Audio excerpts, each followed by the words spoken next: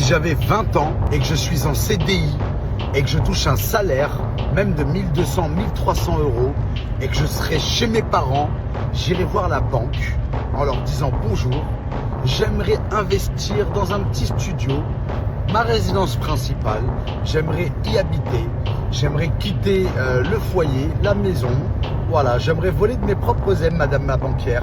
Combien vous pouvez me prêter, s'il vous plaît? Alors, vous gagnez combien? 1200, 1300 euros?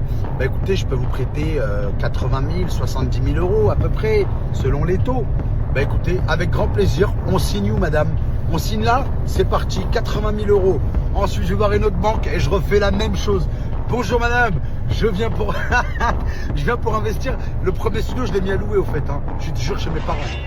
Ok, donc les amis, je vais vous apprendre à faire un truc. Il y a des gens comme Yomi qui, quand ils voient ce genre de vidéo, eh bien, ils vont aller sur Claude, ils vont simplement poser la question, ok, est-ce que c'est vraiment possible de cumuler les prêts en 2026, que ce soit des prêts étudiants ou des prêts en tant que salarié? En résumé, la stratégie prêt étudiant détourné régulier est risquée juridiquement et limitée en montant. La stratégie empiler les prêts réguliers est légale et courante ou plafonnée à 35% d'endettement. Et donc voilà, vous avez votre réponse. On peut aller chercher comme un taux d'endettement assez intéressant et donc se créer un espèce de complément de revenu avec l'immobilier, même en étant jeune. Mais à moins d'être dans l'illégalité, vous allez devoir déclarer les anciens prêts que vous avez à votre banque. Donc il dit est en partie faux, mais ça ne change en rien le fait que investir dans l'immobilier quand on est jeune est une possibilité qui peut vous permettre de créer des revenus passifs.